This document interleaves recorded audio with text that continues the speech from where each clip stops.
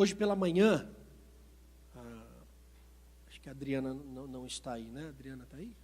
A Adriana leu o texto que eu vou pregar hoje, e depois o Celestino também leu o texto que eu vou pregar hoje. Então nós vamos ler esse texto 3 vezes.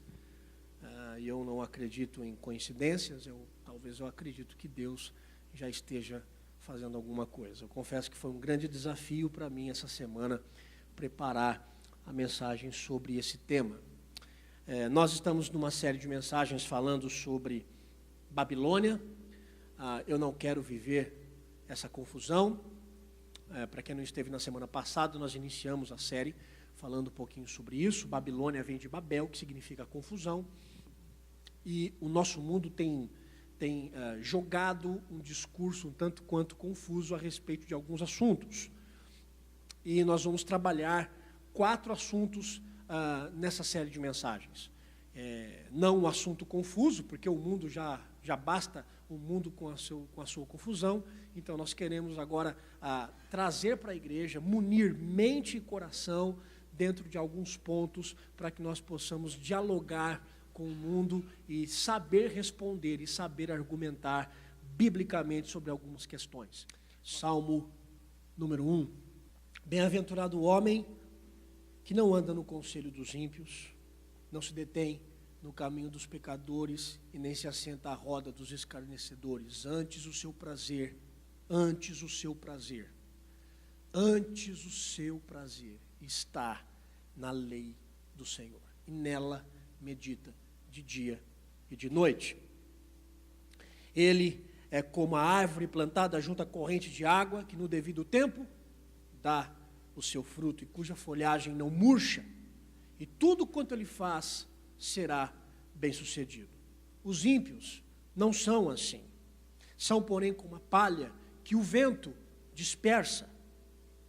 Por isso, os perversos não prevalecerão no juízo, nem os pecadores na congregação dos justos, pois o Senhor conhece o caminho dos justos, mas o caminho dos ímpios perecerá. Vamos orar? Senhor, fala ao nosso coração. Eu peço para que o Senhor tenha misericórdia da minha vida, e peço para que o Senhor também tenha misericórdia da vida dos meus irmãos, para que nós possamos ouvir a Tua voz, Tua doce voz, falando a nossa mente ao nosso coração e nos instruindo. Tem misericórdia, Pai. Em nome de Jesus eu oro. Amém. Prazer. A impressão que se tem é que esse termo soa um tanto quanto estranho para os crentes, né? Prazer. A impressão que nós temos é que esse termo encontra-se sob o poder de Satanás. Porque muitas pessoas, e a nossa geração, une o termo prazer à imoralidade.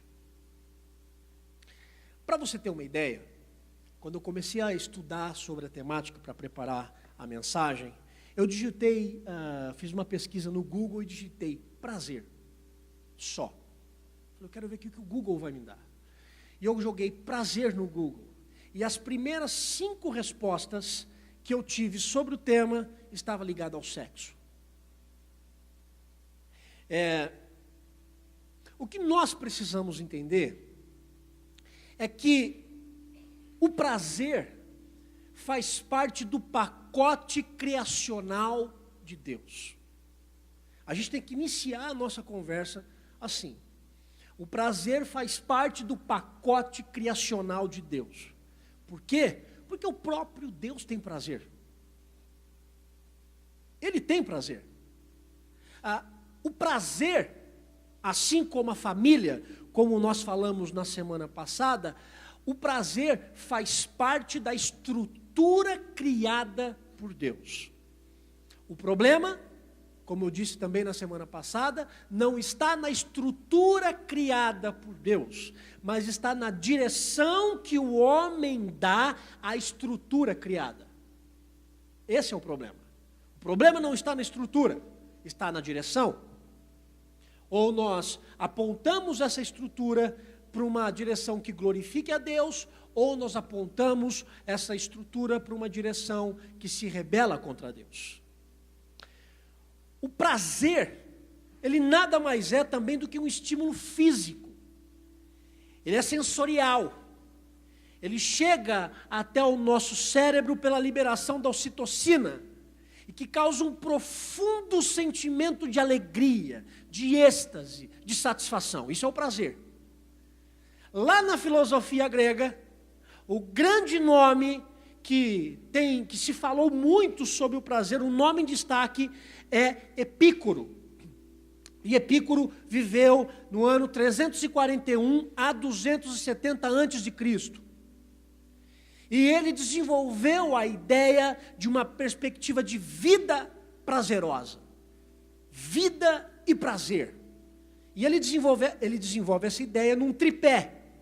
A vida, para ser prazerosa e para se viver o prazer, tem que ter uma vida cheia de felicidade, uma vida tranquila e uma vida indolor, longe das angústias e dos problemas da vida. Pense.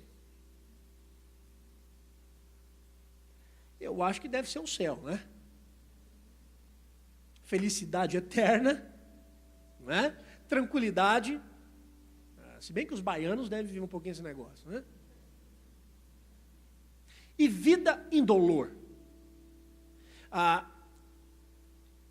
Essa é a tese de Epícuro. Veja, há 200 e tantos anos, 250, 260 antes de Cristo. Interessante a gente notar que quando Paulo vai pregar em Atenas, em Atos, no capítulo 17, um dos grupos que questiona o apóstolo são os epicureus.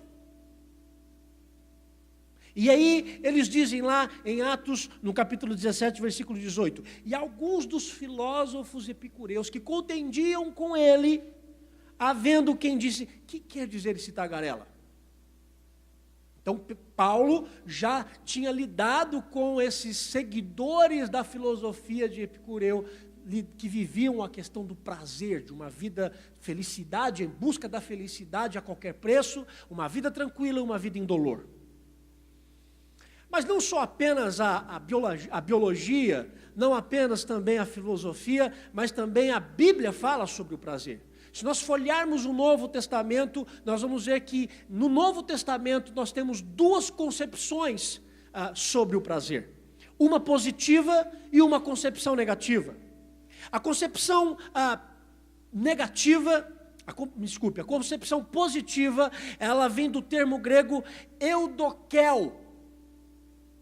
E esse termo significa literalmente ter prazer, alegrar-se. E essa expressão relaciona-se com graça, com aprovação, com beneplácito. É isso que significa o termo.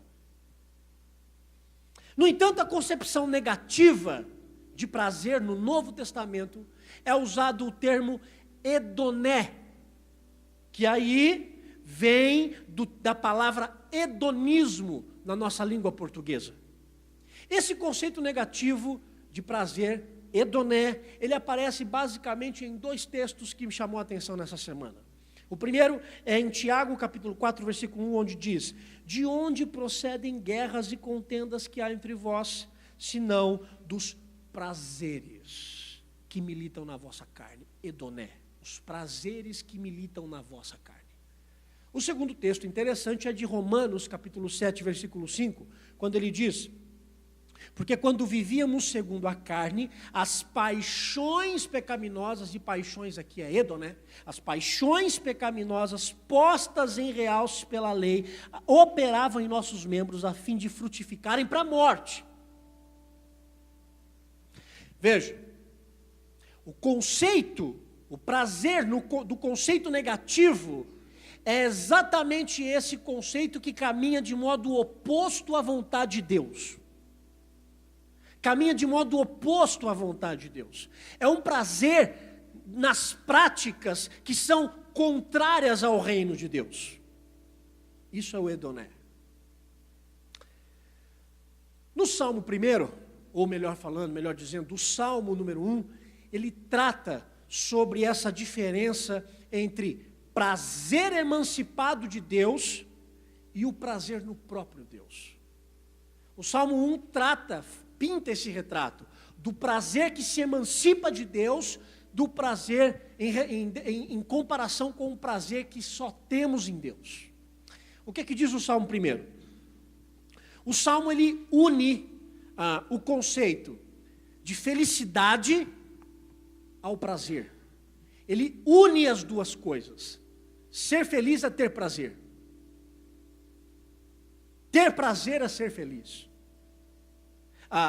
De fato, não há como nós divorciarmos as duas coisas. Olha o que diz o Salmo. Ele diz: bem-aventurado ou feliz o homem que não anda no conselho dos ímpios e coisa e tal, e coisa e tal, e coisa e tal. Depois ele diz: antes o seu prazer está na lei do Senhor. Então, felicidade e prazer andam juntas. O que o Salmo propõe a fazer? O Salmo vai exatamente abordar corretamente o conceito de felicidade e de prazer. É isso que o salmista aqui se propõe a fazer. O Salmo número 1, ele se propõe a abordar corretamente o conceito de felicidade e o conceito de prazer. E para isso, ele faz uma comparação. Ele apresenta dois caminhos que são opostos entre si, com suas respectivas consequências.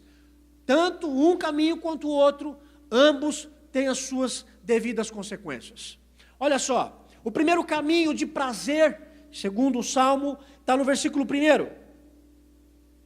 Ele diz que não anda no conselho dos ímpios, não se detém no caminho dos pecadores e nem se assenta na roda dos escarnecedores. Esse é o caminho do prazer que se emancipou de Deus. Veja, conselho dos ímpios. O que seria o conselho dos ímpios? O conselho dos ímpios é buscar aprovação para fazer aquilo que a gente quer fazer, mas a gente sabe que não pode fazer. O conselho dos ímpios é exatamente esse. É você buscar aprovação para fazer aquilo que você tanto quer fazer e você sabe que você não pode fazer. E aí onde é que você vai encontrar esse tipo de conselho? Bom, com os justos você não vai encontrar, porque biblicamente orientado ele vai dizer para você: olha, isso que você quer fazer é contra o plano e o sonho de Deus para a sua vida. Então, para satisfazer o seu prazer, ele vai procurar o conselho daqueles que vão aprovar aquilo que ele tanto deseja. Então ele vai encontrar aprovação com os ímpios. Os ímpios, que biblicamente são aquelas pessoas que não buscam os preceitos de Deus para a sua vida.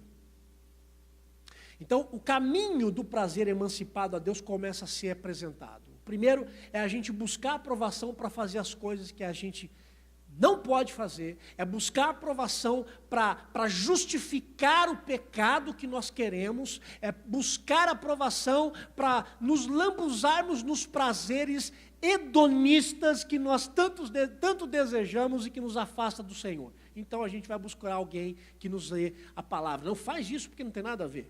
Aí você diz graças a Deus.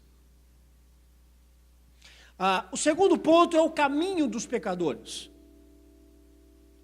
O caminho dos pecadores é invejar essa falsa sensação de liberdade prazerosa.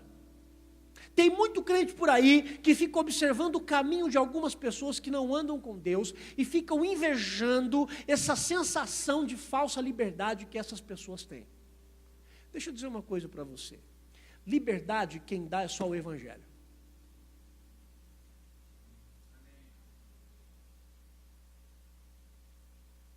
Tudo que você vê não é fora do Evangelho, fora da mensagem da cruz, não é liberdade, é libertinagem. É diferente. Liberdade quem dá é Cristo, que nos liberta do jugo do pecado, que nos liberta de nós mesmos e que redireciona o prazer para um prazer que glorifica a Deus. Mas o caminho do prazer emancipado de Deus é o caminho dos pecadores.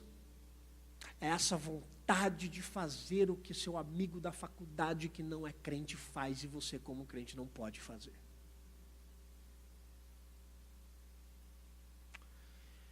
É invejar essa falsa sensação de liberdade prazerosa.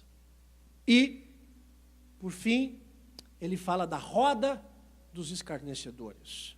O que seria a roda dos escarnecedores?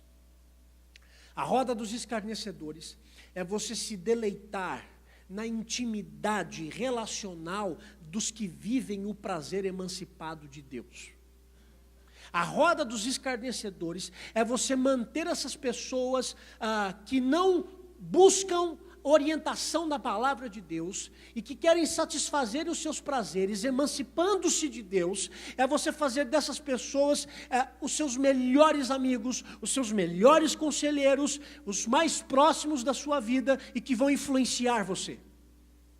Essa é a roda dos escarnecedores. É você manter comunhão de vida com essas pessoas e buscar fazer o que eles fazem. Você vai ter prazer. Sabe por quê? Porque, querendo ou não, nós temos prazer no pecado.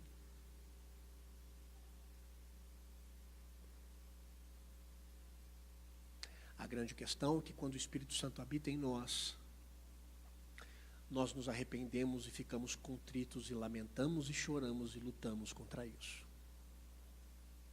Mas se o homem ficar deriva nele mesmo, ele se lambuzará no pecado. A cruz, além de ser um símbolo de vergonha, a cruz é exatamente o antivírus, é a vacina que redireciona uma vida prazerosa.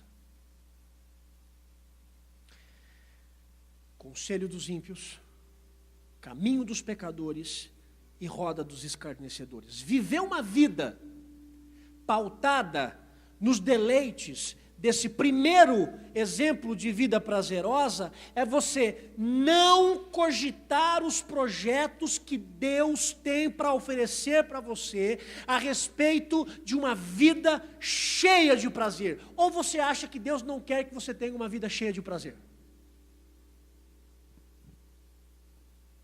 Quem não quer que você tenha uma vida cheia de prazer é primeiro Satanás, um prazer santo, é Satanás, e segundo é a religiosidade, que quer inibir e coibir tantas coisas que nos dá satisfação, que nos dá prazer e que não tem nada a ver com o Evangelho.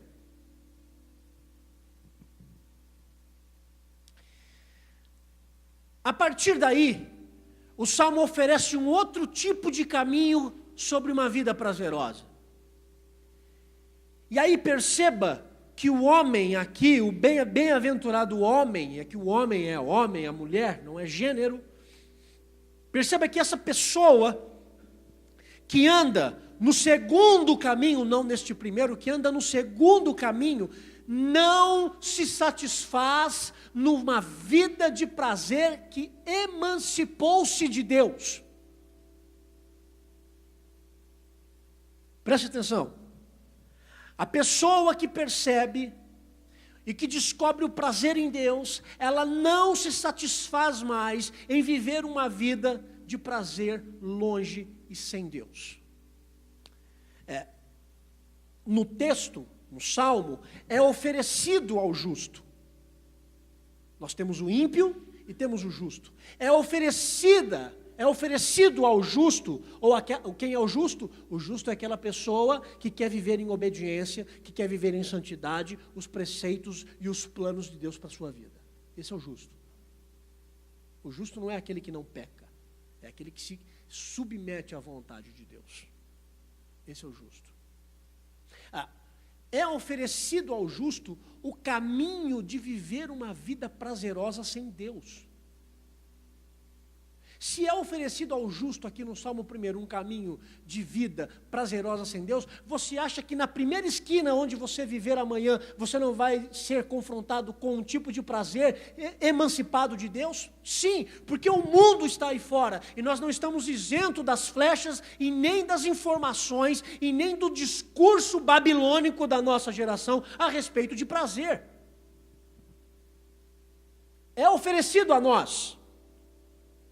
Mas o caminho de prazer sem Deus, o justo diz não. O justo diz não. Veja, o texto diz que feliz o homem que descobriu que o prazer não está em andar no conselho dos ímpios, em se deter no caminho dos pecadores e nem se assentar na roda dos escarnecedores. Olha aqui que diz o texto. Bem-aventurado o homem que não anda, não se detém, não se assenta. Ele diz não. Pelo contrário, a sua vida está pautada por um advérbio de negação em relação ao que foi dito. Diz no versículo 2, antes, a felicidade que gera prazer para o homem, do versículo 2, ela é um prazer que é definido pela lei do Senhor. A lei do Senhor. A lei é a palavra de Deus. E mais do que a palavra de Deus, a lei é a palavra que revela a Deus. E aí, há um abismo entre esses dois caminhos de prazer e de conceito de felicidade. Se você perguntar para o mundo o que é ser feliz, ele vai dar uma lista de coisas para você do que é ser feliz em relação a prazer. Se você perguntar para uma pessoa cristã que se submete ao Evangelho, que quer andar com Deus, pergunte a ele o que é ser feliz para você. Ele pode dar uma outra lista. Há um abismo entre esses dois caminhos de viver uma vida prazerosa e de conceito de felicidade. A escolha que teremos, ou, como eu disse, a direção que nós vamos dar em relação ao nosso prazer, seja viver uma vida de prazer emancipado a Deus, ou viver uma vida centrada em Deus, a direção que nós vamos dar vai resultar em vida ou em morte. Entenda uma coisa. O prazer, o estilo de vida prazeroso que você quer viver, tem consequências. O estilo de vida prazeroso que você quer viver só tem duas consequências. Ou gera vida, ou gera morte. Não existe meio termo. Veja, o ímpio, com a sua vida prazerosa, qual é o resultado dele? Versículo 4. Os ímpios não são assim, são porém como a palha que o vento dispersa. E o justo? O justo, com o seu prazer, tem um resultado no versículo 3. Ele é como a árvore plantada, junto à corrente de águas, que no devido tempo dá o seu fruto, e cuja folhagem não murcha, e tudo quanto ele faz será bem sucedido. Percebe que o Salmo dá mais ênfase em quem? No justo. No estilo de vida que o justo tem por descobrir o real sentido de uma vida prazerosa e de felicidade. Deixa eu dizer uma coisa para você. Onde você colocar o seu prazer, onde você colocar o seu prazer, sua vida será moldada por isso. Onde você colocar o seu prazer, toda a sua vida será moldada por isso. Sabe por quê? Porque o nosso prazer nada mais é reflexo daquilo que nós amamos. Você sente prazer naquilo que você ama. E se o que você ama não tem nada a ver com o Evangelho, você se tornou escravo de um ídolo. Ou nós amamos uma vida sem Deus, ou amamos uma vida pautada pela direção de Deus. Olha, me chama a atenção a história do jovem rico. Me chama a atenção.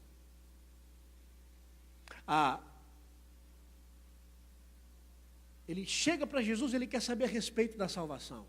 E Jesus o confronta, dizendo, bom, você quer ser salvo? Ok. Guarda todos os mandamentos? Ok. Então vamos fazer o seguinte, você vai pegar todos os seus bens, você vai vender tudo, vai pegar em dinheiro, e nós vamos ali na primeira favela, e você vai doar todas as suas propriedades, todos os seus bens aos pobres, e aí você vem e me segue. Nós podemos dizer tudo a respeito do jovem rico, mas a gente não pode dizer que ele foi incoerente. Ele deixou para trás o Senhor, porque o seu prazer e o seu amor estavam na sua conta bancária e nos cifrões que fazia a sua vida. Diz o Evangelho que ele foi embora triste, porque era dono de muitas posses. Onde está o seu prazer, está o seu amor. Porque tudo que você vive a respeito de prazer é resultado daquilo que você ama. E toda a sua vida vai ser pautada por isso. A diferença de uma vida de prazer sem Deus para uma vida de prazer com Deus é uma diferença dramática. E sabe por que eu estou dizendo que é uma diferença dramática? Porque enquanto uma vida em Deus descobre o prazer na meditação da palavra, que nos ensina e que gera vida em nós, uma vida sem Deus resulta em destruição. Enquanto uma vida de prazer em Deus gera vida, uma vida de prazer, melhor dizendo, uma vida de prazer em Deus gera vida, uma vida sem Deus vai gerar morte e destruição. Olha o que diz o versículo 4. São como a palha que o vento dispersa. Acabou. Se perde.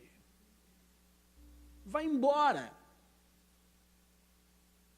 Com isso, o prazer sem Deus, ou o caminho de uma vida prazerosa e de felicidade, segundo o primeiro caminho do Salmo número 1, é um prazer que desumaniza. Uma vida prazerosa sem Deus é uma vida que desumaniza. É um prazer que desumaniza. Sabe por quê? Porque nos destrói. Seja no conselho dos ímpios, seja no caminho dos perversos, ou seja na roda dos escarnecedores. Desfrutar esse prazer é desumano, porque você vai ser destruído. Esse tipo de prazer, ele pode ser desfrutado como um banquete. Quantas pessoas que vivem uma vida de pecado e se lambuzam nele e comem aquilo como se aquilo fosse um banquete, mas uma vida desse tipo de prazer, emancipado de Deus, quando engole e depois termina de comer, é você comer em cima do túmulo. Você está comendo e está morrendo. É comer e morrer. Comer e morrer. Porque o prazer dos vícios mata. O prazer emancipado de Deus mata. Em qualquer grau. Seja uma coisa simples. Por exemplo, eu gosto muito de jogar futebol. Eu tenho prazer em jogar futebol.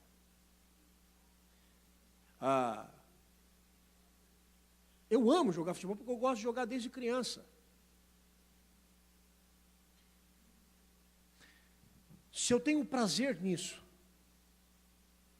emancipado de Deus, eu posso abrir mão da minha família, eu posso abrir mão de responsabilidades da igreja, responsabilidades ministeriais em prol do meu prazer.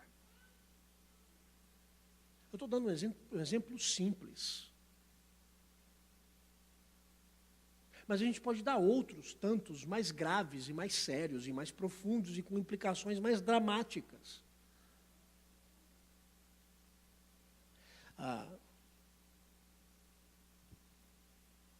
Bem-aventurado o homem que não anda no conselho dos ímpios, Não se detém no caminho dos pecadores e nem se assenta na roda dos escarnecedores, antes o seu prazer está na lei do Senhor e nela medita de dia e de noite. O prazer emancipado de Deus não é apenas inimigo de Deus, é seu também. Quanta e quanta gente, crente, gente que quer andar com Deus, que se lambuza numa vida prazerosa, emancipada de Deus, e depois busca conselhos dizendo: eu estou morrendo. Porque é isso que diz o versículo 4, é como a palha que o vento dispersa. É prazeroso, mas gera morte. A única fonte de libertação é nós observarmos como é que Jesus pensou e como é que Jesus viveu a sua vida. É o único jeito. Por que eu estou dizendo isso? Quando Jesus se encarnou, ele tinha plena convicção de como viver. Ele disse o seguinte: porque eu desci do céu, não para fazer a minha vontade, não para fazer a minha própria vontade, e sim a vontade daquele que me enviou. Fica claro que o prazer de Jesus estava intimamente vinculado a uma vida de satisfação em Deus e uma vida que iria satisfazer e dar alegria ao Pai. A questão é que hoje nós dizemos que temos prazer em Deus. E nós cantamos isso, não é? Meu prazer é estar nos átrios do Senhor. Não é? Nós não cantamos isso? Cantamos. Nós dizemos isso. Senhor, eu tenho prazer de estar aqui. Eu tenho prazer de cultuar o Senhor. Eu tenho prazer na palavra. Tenho prazer. Mas o problema é que nós não nos dispomos a fazer a vontade daquele que nos salvou. E algumas pessoas dizem assim: mas pastor, como é que eu vou sentir prazer em fazer a vontade do Pai? Porque eu não sei qual é a vontade do Pai. Sabe o que você está esperando? Você está esperando um anjo aparecer na sua frente, né? E dizer assim para você: oi, eu quero dizer para você qual é a vontade de Deus para a sua vida hoje. Primeiro, no culto, desliga o celular. Segundo, preste atenção na palavra do pastor Vila. Depois você pode sair para comer. Mas na segunda-feira pague a sua conta. Essa é a vontade do Senhor para a sua vida. Tchau, amanhã eu volto. Você está esperando ações sobrenaturais para descobrir qual é a vontade de Deus para a sua vida. Sabe o que vai acontecer com você? Você vai se frustrar. Porque a vontade de Deus para a sua vida está revelada aqui, ó.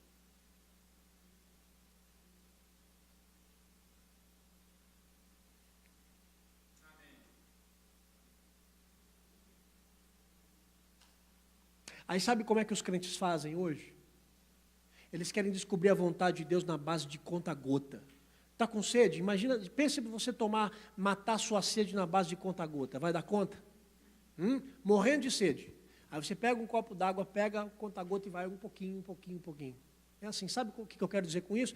Gente que quer tentar descobrir a vontade de Deus porque não lê a palavra de Deus, não busca orientação, e aí tem um sonho. Aí chega para o pastor: pastor! Eu tive um sonho, glória a Deus. Aí o pastor diz: o quê? É mesmo? Que bacana. Aí diz: pastor, mas eu preciso da sua interpretação. Eu sonhei que o sapato do meu marido estava debaixo da cama. E eu, ao sair da cama, pisei no sapato. O que isso significa? Eu não sei. Significa que o seu marido é responsável por deixar o sapato escondido para você não brigar com ele. O seu marido é esperto. É isso que significa. Você casou com um homem esperto. Deus abençoe a sua vida. Eu vou saber. O problema é que a gente fica querendo descobrir a vontade de Deus para as nossas vidas à base de conta-gotas. E a gente tem um copo cheio, que é a palavra de Deus, revelada, a palavra que não fala apenas de Deus, mas que transmite o que o Senhor quer para a nossa vida, a respeito de vivermos uma vida cheia de prazer, não de um prazer segundo o discurso babilônico, mas o prazer que Deus nos criou para viver.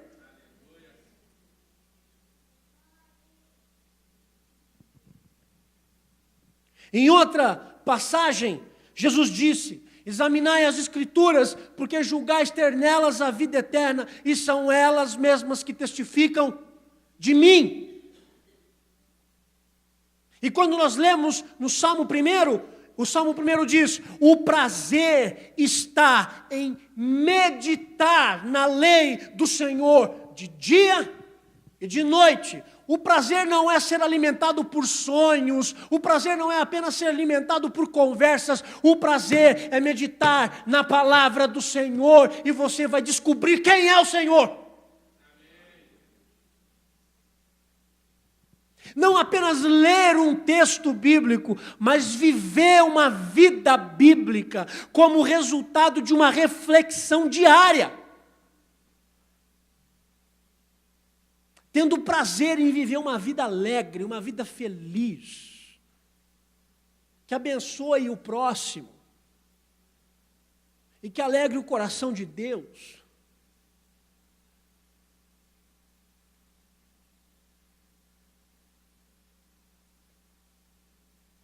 A gente não precisa viver uma vida sisuda, amarrada.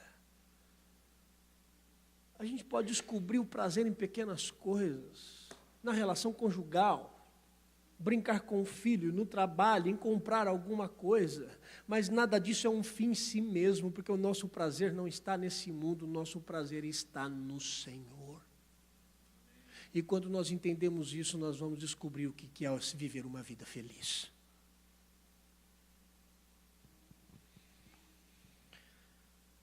Que vivamos uma vida prazerosa em todos os desdobramentos da vida. Todos os desdobramentos.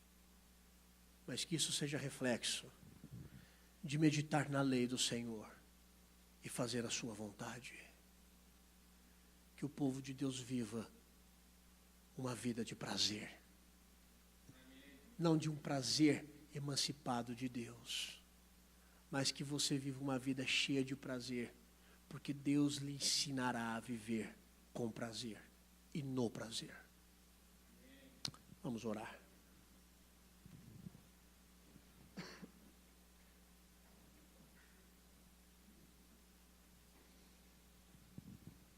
Vamos ficar em pé?